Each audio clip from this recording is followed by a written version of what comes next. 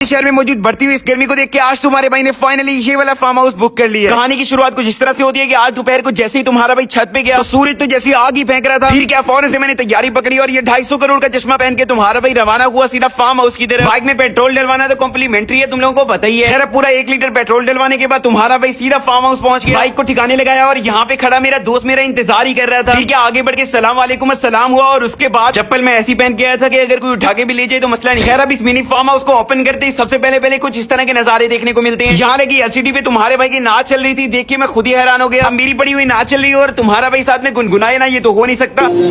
तेरे सिवा out of नोवी मैंने पता नहीं कैसे बोल दिया, लेकिन अगर मैं सही में पढ़ूं तो मेरी आवाज अच्छी है। अगर इस जगह को स्किप करके तुम्हारा भाई इस रूम की तरफ बढ़ गया था। रूम के अंदर मौजूद इस बड़े सारे बेड को मैंने 1 मिनट के लिए भी इस्तेमाल नहीं किया था, क्योंकि मैं यहाँ सोने नहीं चिल करने आया था। इस जगह बैठ के हमने खाना खाना था और ये रहा मेन एरिया यानी कि स्विमिंग पूल। अब यहाँ पर मुझे किसी से इजाजत लेने की जरूरत नहीं पड़ी, तो तुम्हारे भाई ने बिना कुछ सोचे समझे छलांग लगा दी। थोड़ी देर अंडर वाटर रहने के बाद तुम्हारा भाई बाहर निकला और बल्ले बल्ले करके फिर पानी में घुस गया। बस और की भाईजान बढ़िया स्वाद मिले। मेरी इस दोस्त को पता नहीं किसकी याद है कि इसने इतनी बड़ी और खतरनाक छलांग लगा। बाहर निकल के थोड़ी सी वॉक की और उसके बाद टाइम हो गया था स्नूकर खेलने का। स्नूकर खेलने के लिए कुर्सी से उठा तो पता चला कि यहाँ मेरे साथ मौजूद लड़कों को स्नूकर खेलनी ही नहीं आती। अब मैं क्या करता भाई, अकेले ही कुछ शॉट्स फ्री में खेलने लगे और सब शॉट्स में से ये वाली शॉट कुछ बेहतर लगी थी। भाई काफी सारा चिल करने के बाद फाइनली खाना आ चुका है और खाने में है ये और साथ में है ये नेक्स्ट कोला की कोल्ड ड्रिंक। तो करें स्टाइल ही नहीं भेजी, नेक्स्ट कोला पाकिस्तानी है। चलो अगर कोका कोला बेहतर गिरा देते भाई 100% गिरा देते। खैर पहले तो हमने आम इंसानों की तरह इस टेबल पे रख के खाना खाया, लेकिन बाद इस पूल को देखने के बाद तुम्हारे भाई के अंदर का हैवान जाग उठा। तो मैंने सोचा कि इसी टेबल को पानी के अंदर रखी फ्लोटिंग टेबल बना के उसके ऊपर खाना रख के खाया जाए। क्या अमल दरामद शुरू कर दिया भाई, हम लोग बना रहे हैं फ्लोटिंग टेबल भाई